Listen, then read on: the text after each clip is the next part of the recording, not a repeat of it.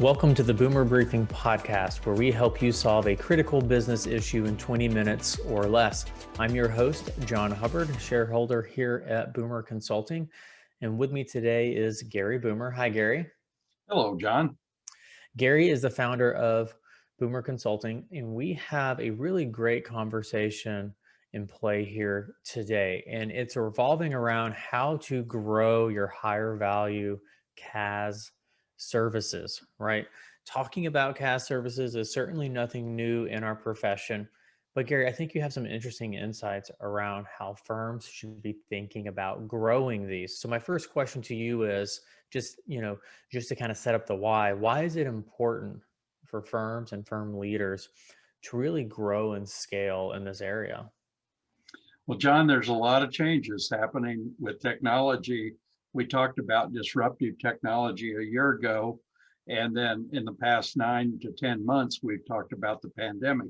So those alone are reasons to think differently and think as the new kid on the block.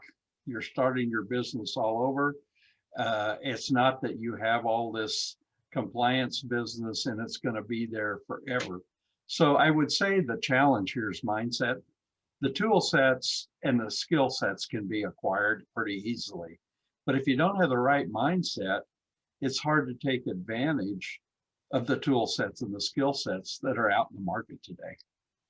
Right. So as someone thinks about kind of that mindset, skill set, and tool set as it relates to growing their CAAS services, what tips or recommendations do you have for them? Well, I think one, they have to think more like an entrepreneur. What does an entrepreneur want today? That means you need to have conversations with your best clients out there. I have an advantage here. I've been around the profession for quite a few years. I've gotten to see many of how the top 500 firms operate. And being an entrepreneur, I was a partner in a CPA firm for almost 20 years. And then I became an outside consultant, established an entrepreneurial business that has expanded into several service lines. So as I've been on both sides of the desk, I've been the CPA that clients have talked to, and now I am a consumer of CPA services. So I'm going to give you some ideas that I've learned from other entrepreneurs out there and kind of the inside information, what's going on in their mind, and how entrepreneurs and business leaders today are thinking differently than most of the CPA firms. So the first thing I'm going to mention is, as an entrepreneur, I want real-time information. I don't really want this after the fact mentality of how are we going to reconcile? How are we going to make sure this is accurate? Sure, that's important. But I want to get beyond that and starting thinking how we can project into the future. And I only need 4 or 5 key numbers on my dial or dashboard to really manage my business. So I think differently than maybe that bookkeeper or staff accountant think. And I think we're going to have to change their mindset as well as the leadership. So that would be one of the first things that I would suggest.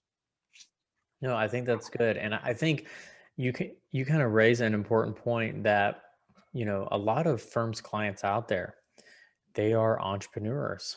They're entrepreneurial.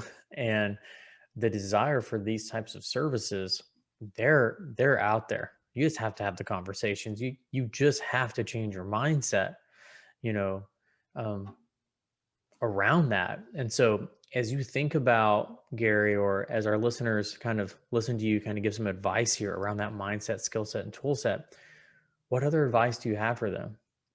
Well, I would say that think managerial versus financial reporting. We've, as a profession, have been driven by financial reporting, the accuracy, and there's been several efforts out there to change the rules for the small business versus the SEC client, and a lot of progress has been made. But yet, I'm not as interested in that financial report as I am in the real-time information and managerial accounting. And so we have to think differently. We may have to go back and train people differently. So that's important. And I would say technology is becoming more important every day because it's not the production of the financial statement, it's not the entering of data into the system. If you're doing this right, most of that should be automated today, captured into the system. And we have gotten a lot of charge hours as a profession over the last 50 years Mhm. entering data and aggregating data. That data is digital today. Let's aggregate it and pull it in, push the button, do the tax return, do the financial report.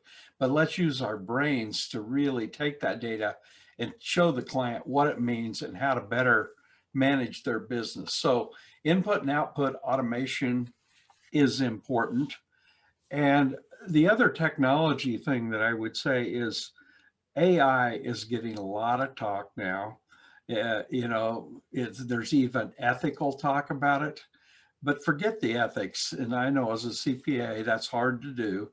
But this technology is available in a lot of industry or professions outside ours, and we're using it today. Most of the major manufacturers, or not developers of software, and there's some difference here between software developers and publishing companies, but software developers are using AI in their products and converging that with machine learning, robotics to automate many of the processes.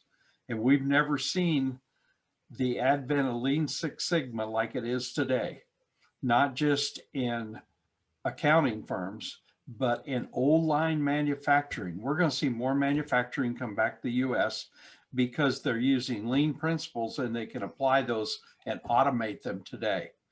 Uh, Same way with workflow distribution businesses. Those are all changing, all being automated. And I think that's what I expect out of my CPA firm is to automate most of that. Right. So for the firms, since you do work with a lot of firms, the firms that you see actually doing this with their clients and kind of more in this, managerial accounting, leveraging technology for that, automation, things of that sort. What type of benefits are they getting out of like making that investment, making those efforts to kind of get that all set up? What are the benefits that you're seeing them have?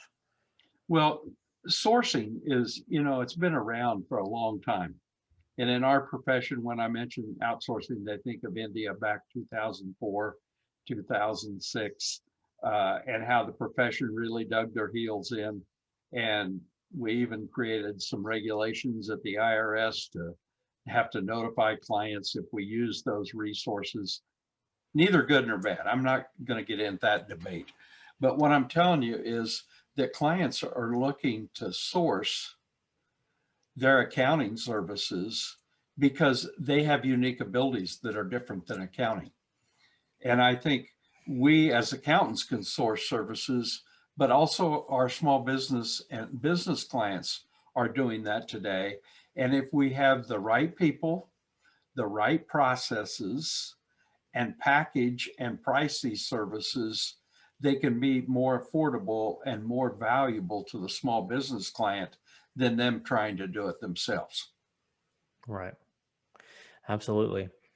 So, Gary, if someone's listening, to this and they're feeling energized, like, all right, we really need to get moving in this area. What are some next steps you have for them? Well, I think one of the things that they need is they need to know if leadership is behind this and if this is really a strategic initiative for the firm. And the large firms, the top 100, this is all a strategic initiative.